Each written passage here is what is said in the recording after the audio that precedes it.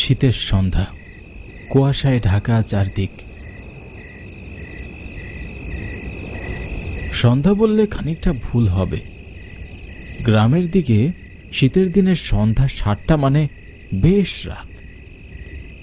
এমন অন্ধকারের মাঝে রঘু ফেরিওয়ালা সারাদিন ফেরি করে বাড়ি ফিরছে।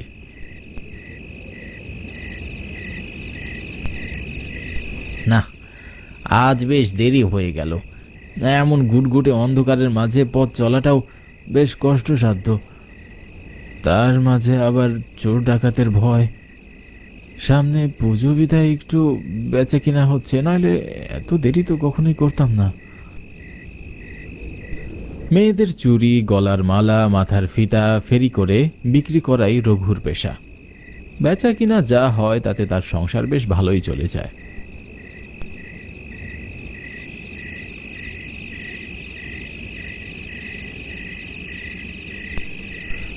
শরীরটা বেশ ক্লান্ত। সারাদিন না খাওয়ায় শরীর আর কতই বা চলবে। যদি একটা গাড়ি পেতাম তাহলে ভালোই হতো, কিন্তু এমন গ্রামের রাস্তায় গাড়ি পাওয়া তো দুঃসাধ্য ব্যাপার।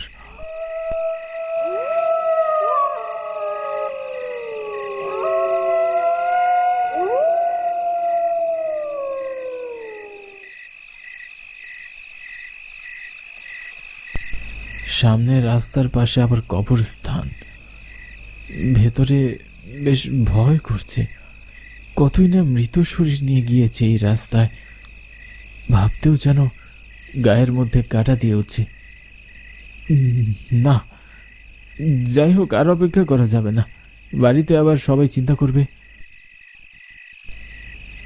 কথাগুলো ভাবতে ভাবতে রঘু উঠে তার কাঁধের ভারটি নিয়ে আবার হাঁটা শুরু করলো।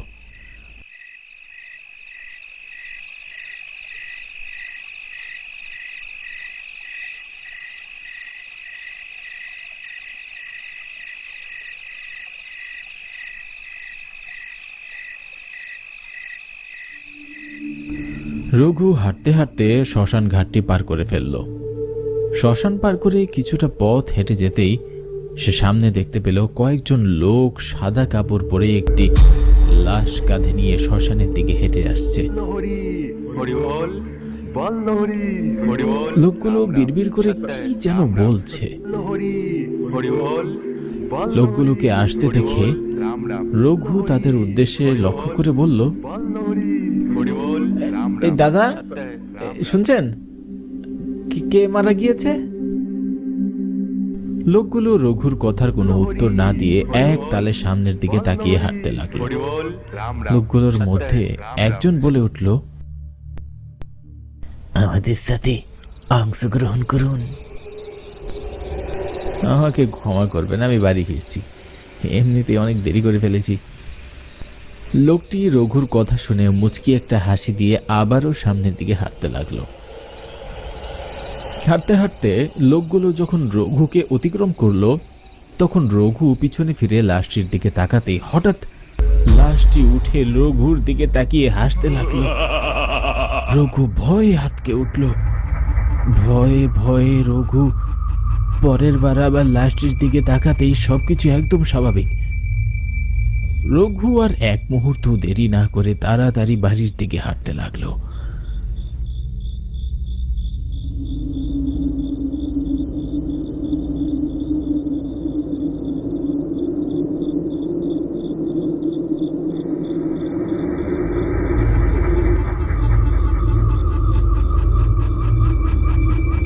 রঘু বাড়ি ফিরে দেখল ঘরের দরজা খোলা। ঘরের মধ্যে উকি দিয়ে দেখল তার স্ত্রী তমা ঘুমোচ্ছে।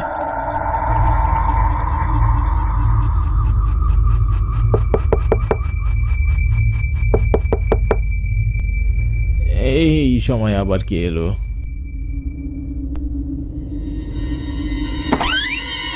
দরজা খুলে দেখল বাহিরে সেই লোকগুলো কাঁধে লাশ নিয়ে দাঁড়িয়ে আছে। কিন্তু এবার লোকগুলোর চেহারা একদম ফ্যাকাশে আর ভয়ঙ্কর দেখাচ্ছিল। রঘু ভয়ে এমন শীতের মাঝেও ঘামতে শুরু করলো। এরপর রঘু ভয়ে ভয়ে তাদের জিজ্ঞাসা করলো, আপনারা কেন? রঘুর কথার উত্তরে সেই লোকটি আবারও বলে উঠল, আমাদের সাথে অংশগ্রহণ করো। আমি তো বললাম আমার সময় নেই। রঘু এ কথা বলতেই লোকগুলো একসঙ্গে হা হা করে হেসে উঠল।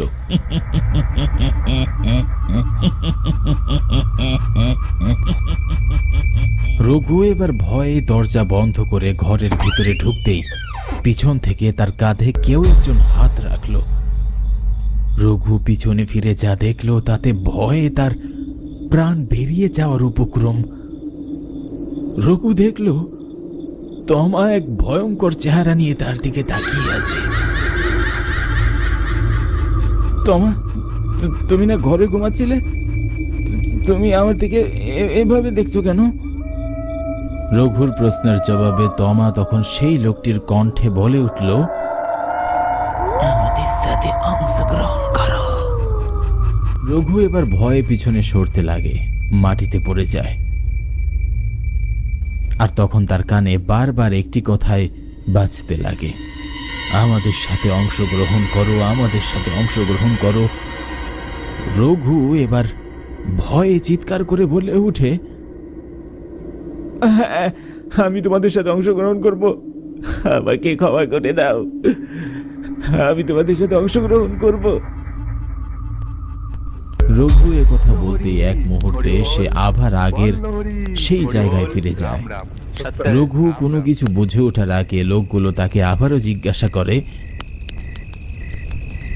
আমাদের সাথে অংশগ্রহণ করো। তার সাথে কি হচ্ছিল রঘু কিছুই বুঝতে পারছিল না। কিন্তু এবার আর রঘু দেরি না করে তাড়াহুড়ো করে বলে ফেলে, হ্যাঁ, আমি যাব তোমাদের সাথে। বলে রঘু তার ভার মাটিতে রেখে তাদের সাথে শ্মশানের রাস্তায় হাঁটতে থাকে।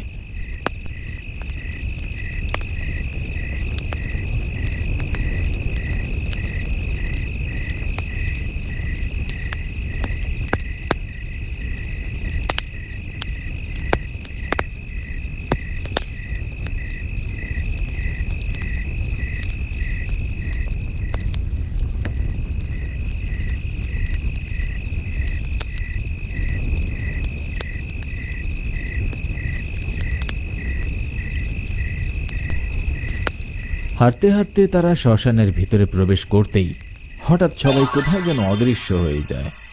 রঘু চারদিকে তাদের অনেক খোঁজাখুঁজি করে, কিন্তু সে কাউকেই দেখতে পায় না।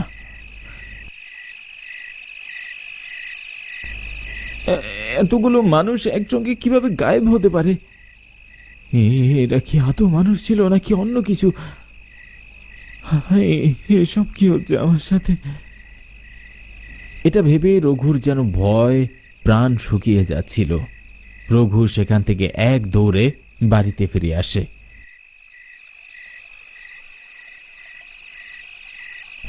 বাড়ি ফিরে দেখে তমা ভাত ছেড়ে তার জন্য অপেক্ষা করছে। তমাকে দেখে রঘুর দেহে যেন প্রাণ ফিরে আসলো। কি গো, তোমার ফিরতে এত দেরি হলো যে? আর এরকম হাঁপাচ্ছ কেন? রঘু তমাকে তার সাথে ঘটে যাওয়া সব ঘটনা খুলে বলল।